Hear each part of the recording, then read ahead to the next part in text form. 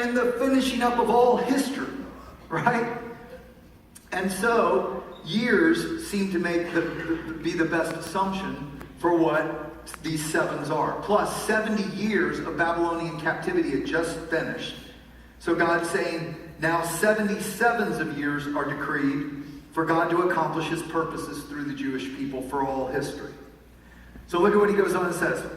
In verse 25 and 26, the angel says, know and understand this. From the issuing of a decree to restore and rebuild Jerusalem, and rebuild with streets and a trench, but in times of trouble. After the 62 sevens, the anointed one, Messiah, will be cut off. Literally, katat means killed in Hebrew. And we'll have nothing. The people of the ruler who will come will destroy the city and the temple or sanctuary. Okay, now try to follow me on this, because this is incredible. God is giving the exact date for when Messiah is going to come. And remember, we know this was written before Jesus was ever born. How? Well, several ways. One, the whole Old Testament was translated in 250 BC by the king of Egypt into Greek for the Alexandrian library in Egypt. So it was translated years before. Plus, like I said, we have fragments, copies of the book of Daniel, carbon dating from 125 BC found in the Dead Sea Scrolls. So let's look at what is laid out. First, 77s of years are decreed for Daniel's people, the Jewish people in Jerusalem, to accomplish God's plan. Second, the countdown will start with the decree to rebuild and restore Jerusalem, verse 25. Third, Jerusalem will be rebuilt, but in times of trouble. And by the way, notice he gives these 7 sevens and then 62 sevens and then 1 7. And the reason it's broken up is because the 7 sevens turn out to be the time, 49 years, it's going to take to rebuild Jerusalem. And Nehemiah and Ezra in their books in the Old Testament explain how much opposition came against them. Think about that, though. God decreed it was going to be rebuilt, right? He even had this Artaxerxes give the money for it to be rebuilt, but then there's opposition and attack and all this challenge in rebuilding it. And it takes way longer than it should have. And I say that because sometimes I hear people say things like, well, there's opposition, there's challenge, there's difficulty. God must not be in it. I'm like, read the Bible. That's not how God works. He sometimes, even though he decrees it, if it's a good plan from God, many times it's greatly opposed. And he doesn't stop it always being greatly opposed or difficult. But he always fulfills his great plans.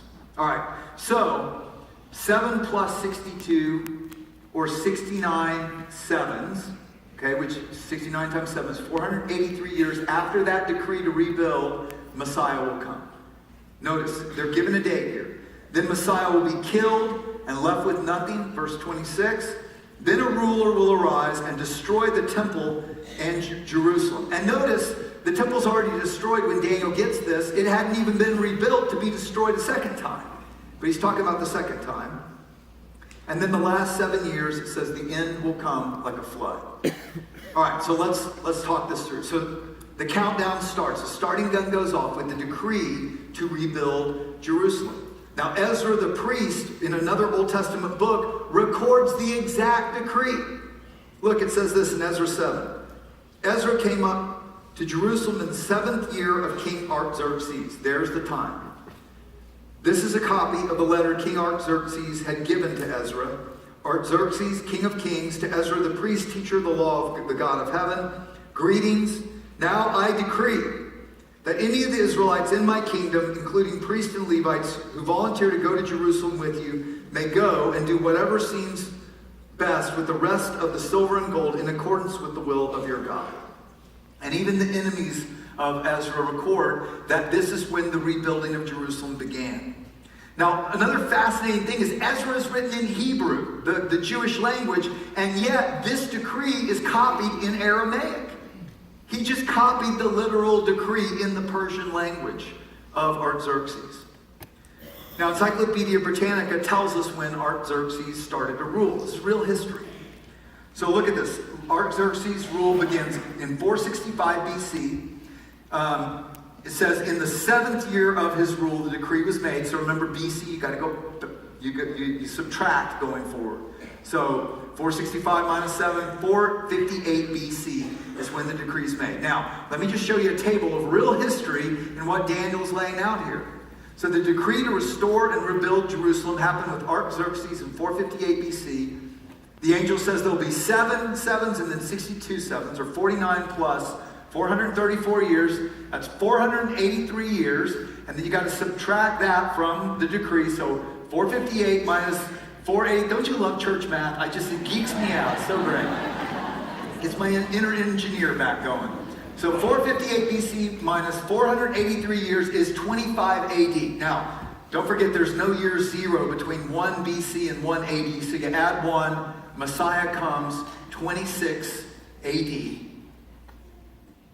Which is exactly when Jesus began his ministry. He was killed, cut off in 30 AD.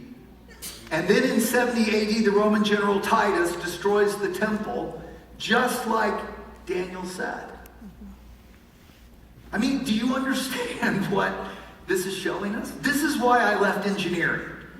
I'm serious. I left a great career. Why? Because I'm like, why don't people know this? God has shown us he's real and he's given us evidence, and I want people to get it because he's good. He knows the future, but he knows your future. And he promises his plans are to prosper you, not to harm you. God is for us. He's not against us. So I want to ask you one last question. Will you trust God with your whole future?